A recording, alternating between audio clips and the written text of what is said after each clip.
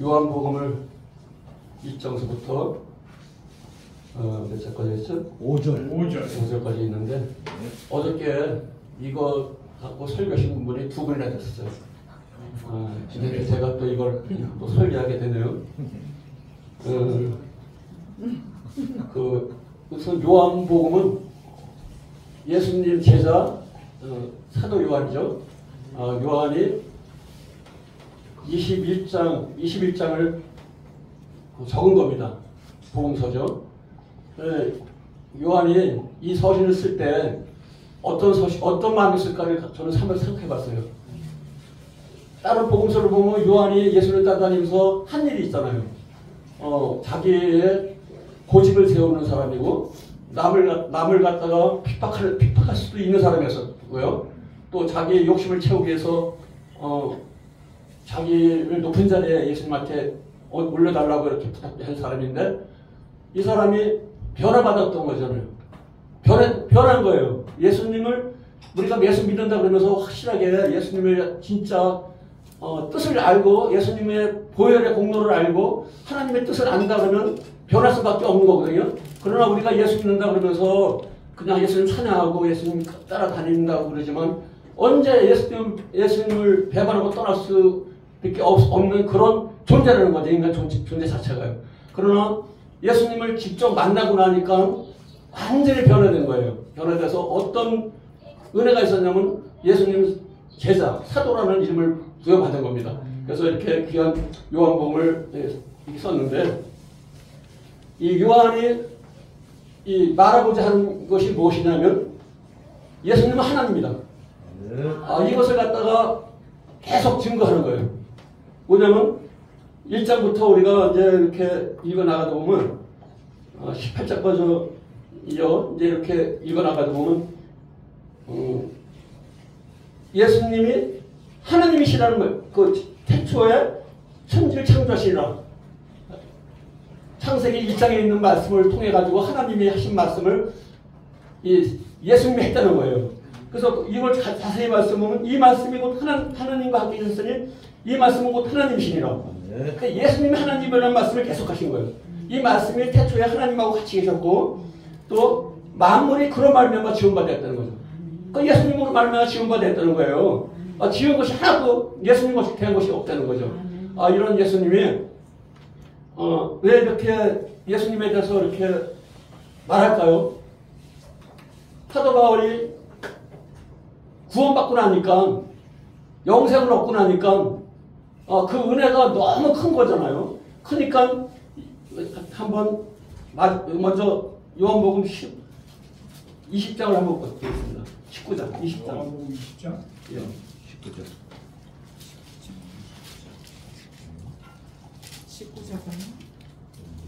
20장 30절 32절 이렇게 하면 누가 이거 30절? 예수께서 제자들 앞에서 이 책에 기록되지 아니한 다른 표적도 많이 행했으나 오직 이것을 기록하면 너희로 예수께서 하나님의 아들 그리스도이심을 믿게 하려 하며 또 너희를 믿고 그 이름을 힘입어 생명을 얻게 하라 하심이니라. 아멘.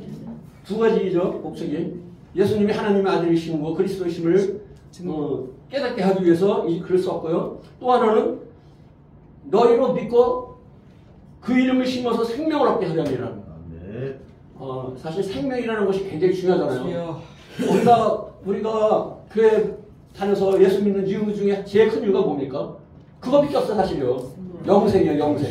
영생을 우리는 받았기 때문에 하나님을 믿고 그 은혜를 감사해서 살아가는 사람들이거든요. 우리가 좀 잊어먹기도 하고 이렇게 또 깨닫지 못할 때도 있지만 하나님께서는 항상 우리를 그 예수님께서 큰 아들이기 때문에 자녀이기 때문에 다시 모아가지고 하나님 은혜 아래 결국은 하늘나라의 백성인 것을 갖다 증명하게 하십니다. 그래서 예수님 그 요한이 그 빛에 대해서 예수님께서 빛을 보여주셨잖아요. 빛에 대해서 증언하러 온 사람. 근데 여기 보면 이제 누가 나오냐면 세례 요한이 나와요. 세례 요한. 세례 요한을 갖다 소개하는데 어떻게 하냐면 그가 세례 요한이 어떠냐면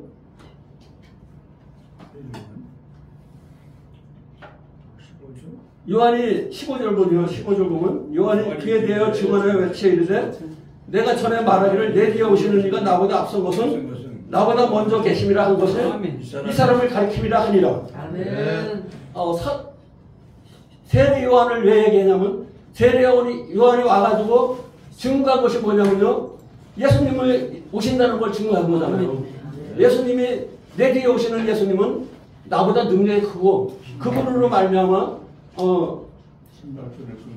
그분으로 말미암아 구원을 받는다는 그 얘기를 하는 겁니다. 그래서 세례 요한이 그 세례를 줬죠. 그 무슨 세례입니까? 물세례예요. 물세례를 주면서 그 깨닫는 것이 무엇입니까? 물세례 받은 사람들이요. 물세례 받지 못한 사람은 깨닫지 못하는 거예요. 물세례 받는 사람들이 깨닫는 것은 내가 죄인이라는 거예요. 아, 나는 죄인이고 나는 죽을 수밖에 없는구나. 이것을 깨닫는 것이 바로 물세례의 의미입니다. 그래서 예수님께서 오셔서 주신 세례는 뭐냐면 불세례잖아요. 예수님은 직접 세례를 안 주셨다 그러더라고요. 제자들을 통해서 주셨다. 그러니까 예수님께서 오셔서 주시는 세례는 십자가에 돌아가신 뒤에 성령님께서 오셔서 주시는 불세례. 그러니까 사도행전의 2장에 보면 그 120명의 문도가 한 자리에 모여가지고 주님 앞에 기도할 때 하늘에서 불이 혀같이 내려서 모든 사람이 거기에 머물러 있더니 그 사람들이 이제 불을 받아가지고 방언을 하고 완전히 변화받은 사람이 되는 것이 된 겁니다. 우리도요, 사실 이런 은혜가 앞으로 있어야 돼요, 사실. 이런 은혜가 우리 기쁨의 교회에 넘쳐나기를 원합니다. 그런 열심히 하나님 찾는 사람한테는 그런 은혜가 있을 수밖에 없을 겁니다. 저는 사실 내가 이렇게 말할 자격이 없는 사람이지만 깨닫게 해주니까 얘기하는 거예요. 깨닫게 해주니까. 그래서 이제 우리가 이제 보면 이 요한복음에는 중요한 게 몇 가지가 있어요.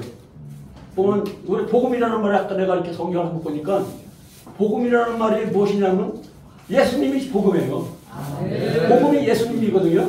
그래서 내가 복음이라는 걸 한번 찾아봤어요. 찾아보니까 113번인가 나오더라고요. 113번인데 구약에는 없어.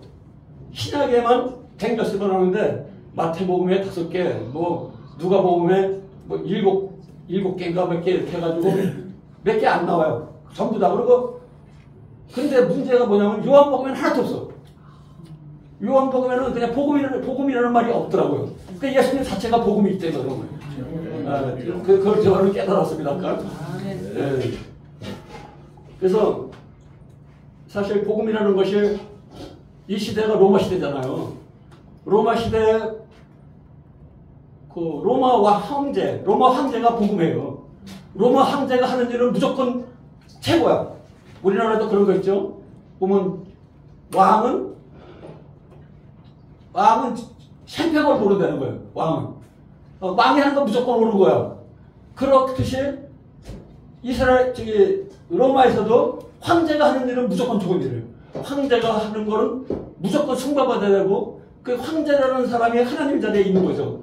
근데 그런 자리에 있을 때 예수님이 오셨으니까 핍박을 받은 거예요, 사실요. 그래서 예수님이 오셔가지고 몇 가지 일을 했으니까 이 보면 성경에 제가 한번 이걸 이제 본 게 있는데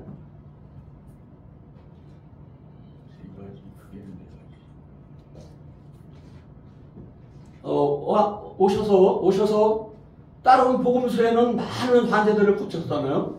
병자들도 많이 고치고. 근데 요한복음에는 7번밖에 고친 기록이 없어요. 7명의 사람, 이거 7명의 사람이라고 해야 되나? 7명의 병자를 고친 기록밖에 없더라고요. 그래서 7번의 기적을 일으킨 사건이 있어요. 근데 뭐냐면 첫 번에는 이제 포도주, 물론 포도주 만든 사건이 있었죠. 그리고 이제 그 3장에 보면 왕의 왕이 죽으려고 그러는 사람들, 죽기에 바로 직전에요. 그러니까 그 옛날에 가나 지역에서 그 일이 일어났잖아요. 포도주 사건이. 그러니까 그 지역에 있는 신앙가 같아. 그러니까 예수님 만나면 살아난다고 아주 믿음이 있는 거죠. 우리도 전도하다 보면 하나님 역사가 나오면요, 그 역사를 보고서 전도가 되는 겁니다, 사실은. 그래서 그 왕의 신하가 와가지고 비는 겁니다. 내 아들 좀 살려주십시오. 그러니까 그냥 예수님께서 그 말을 듣고서 가라, 네 아들이 살았다. 그냥 말로다가 한 거예요. 뭐 손 얹어가지고 기도한 것도 아니에요. 그게 하나님 능력입니다. 포도주 만든 것도 말로 한 거죠. 말로 한 것도 아니고 그냥 이제 그런 하나님의 은혜가 있습니다. 그리고 하나님의 능력이 그런 능력이라는 거죠. 그래서 세 번째는 베다스가 연못에 환자가 있죠. 병자 5장 1절을 한번 보겠습니다. 5장에 보면 이제 명절에 예루살렘 올라가가지고 예루살렘 양문에서 베다스라는 못이 있는데 거기에 많은 환자들이 모였는데 그 환자들이 무슨 환자들이냐? 맹인, 다리 저는 사람, 혈기 마른 사람, 누워서 움직임을 기다리는데 이 사람들은 도대체 일어날 수 있는 가능성이 없는 사람들. 아주 가능성이 없는데 예수님이 가셔서 그 사람들을 고치신다는 거예요. 예수님이 거기서 누가 고친 사람이 누구죠? 38년 된 환자야. 일어나가지고 38년 동안 누워가지고 더 가능성이 없는 거예요. 그래서 핑계가 뭐냐면 내려가려고 해도 다른 사람이 먼저 내려가기 때문에 못 갑니다. 이렇게 말하지만 예수님께서 그냥 아무 너가 왜 병 들었냐도 묻지도 않아요. 다 알고 계시기 때문에. 그래서 일어나가 자리를 걸어가지고 올라가라. 그러니까 자기 자리를 갖다 그 자리에서 걷어가지고 거기 가버렸잖아요. 그날이 또 마침 주일날이라고 그런 것 같아요. 그러니까 그 소문이 날 수밖에 없죠. 예수님 하시는 이 소문 나니까 그것 때문에 핍박받는 거예요. 예수님 핍박받는 게요. 하나님의 이름을 도용했다는 그 제목이에요. 그 십자가에서 예수님이 죽으신 게 바로 그런 죄 때문에 돌아가신 겁니다. 그리고 사실 오병이의 기저귀를 붙였죠. 이게 딱 하니까 좋은 게 뭐냐면 우리가 성경을 읽을 때, 성경을 볼 때, 밑에서부터 올라가는 것보다는 위에서 내려오는 게 좋습니다. 성령 충만한 받으면 위에서부터 내려옵니다. 밑에서 하나님을 찾아서 올라가려고 그러면요, 그거 보면 기납법이라고 그러는데, 꽃을 보고, 거기서 또 그 꽃에 대한 그것을 알고 또 올라가고, 산이 얼마나 높은가, 개 보고, 이제 올라가면서 나무도 보고 그러지만, 위에서 내려다보면 다 보이잖아. 일단은 물론 그게 다 좋은 건 아니에요. 뭐 깊이 내려오는 건데 위에서 내려보면 그 가는 길이 보이거든요. 가는 길이 보이고 거기 가면 어떻게 됐다. 우리가 지도 같은 것도 있어 필요가 뭡니까? 그게 바로 빨리 깨달아가지고 모험도 할 수 있는 그런 은혜가 주어진다는 거죠. 그래서 우리 성경에 보면 이런 요한복음에 보면요. 이런 것을 좀 깨달을 수가 있더라고요. 그래서 오병이에서 5,000명을 먹이시는 예수님, 이거 믿음으로 되는 거거든요. 이렇게 믿음이라는 것이 우리가요, 그냥 의심하면 한도 없어.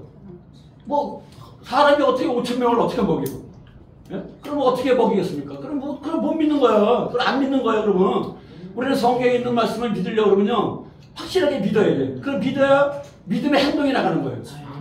믿음 없는 행동은요, 그냥 가시적인 수밖에 없어요. 그러나 믿음이 있다 그러면요, 아브라함처럼 자기 아들 갖다가 하나님 앞에 드릴 수 있는 그건 믿음 때문에 되는 거죠.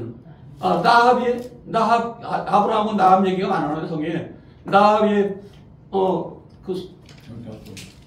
그 병사 2명 숨겨두는 거, 이런 거 다 믿음 때문에 되는 거예요. 그러니까 그 믿음, 우리가 예수님을 믿으면 성경에서 우리가 그 지혜를 찾았거든요. 그리고 우리가 가다가 힘들 것 때 성경에서 지혜 주시는 대로 향하게 될 줄로 믿습니다. 그리고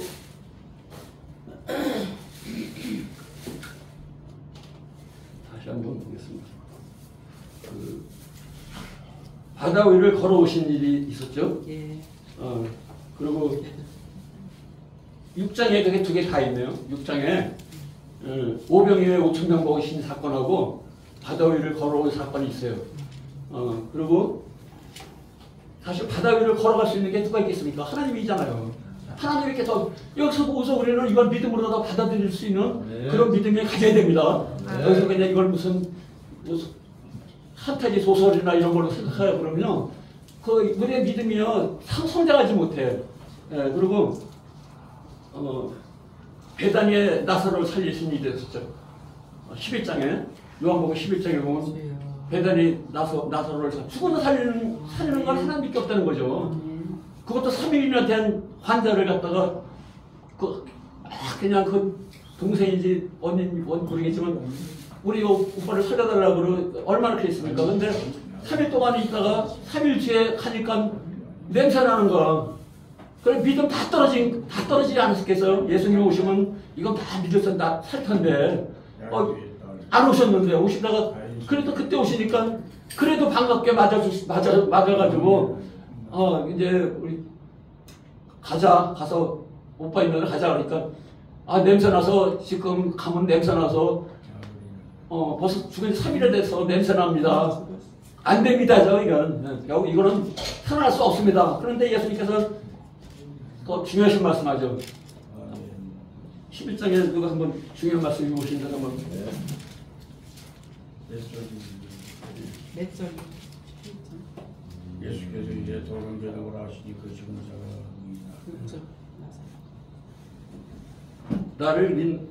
여기 보잖아요. 나를 믿는 자는 죽어도 살고 살아서 나를 믿는 자는 영원히 죽지 않으리라.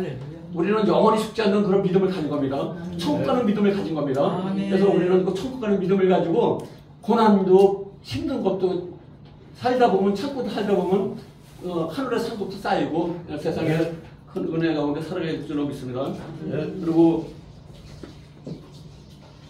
사실 이게 보면 여러 가지 문제가 많아요. 성경에 보면 요한복음에 보면요, 예수님께서 내가 하나님이다 이런 그런 자신 있게 말한 기록이 많이 있습니다. 그래서 그것을 뭐냐면 에고엠이라고 내가 크다, 내가 하나님이다라는 그런 선포를 하신 게 7번이나 됩니다. 근데 그거 보면 출애굽기 3장에 보면 아브라함이 아니죠. 모세가 떨기나무에서 불이 붙었을 때 그 하나님을 만나잖아요. 만났을 때 아주 하기 싫은 명령을 내립니다. 너가 가서 애굽 사람을 끄집어내라. 그랬더니 내가 누구인데 그렇게 했습니까? 그러니까 그러면서도 이제 거기서 하나님이 이제 하나님인 것을 자꾸 보여주잖아요. 문둥이가 됐다 살아나고 뱀이 변하고 막 이렇게 하니까 이제 믿음이 들어가는 거죠. 들어갔는데 그러니까 거기서 뭐라 그러니까 모세한테 모세가 이렇게 물어봅니다. 내가 거기 가서 그러면 백성들한테 내가 누가 보내서 내가 왔다가 그렇게 해야 됩니까? 이렇게 물어볼 때 에고에임이라 그래가지고 나는 스스로 있다. 응? 나는 스스로 있는 자다. 네. 나는 스스로 있는 자라는 그 명칭이 있잖아요. 그러니까 이렇게 자기 자신을 나타내는 그런 말을 많이 하셨습니다. 그래서 보면 나는 7번에 그것도 맞는데 나는 생명의 떡이다. 나는 생명의 떡이다. 나를 먹는 자는 죽지 않는다. 이렇게 자신 있게 말하는 겁니다. 그리고 그 1장에도 있지만 나는 세상의 빛이다. 8장 12절에 보면 나는 세상의 빛이요. 예수님을 통해서 만물이 다 되게 된다는 거죠. 그리고 또 하나는 이제 세 번째는 나는 양의 문이다. 로마서 10장에 있죠. 요한복음 10장에 나는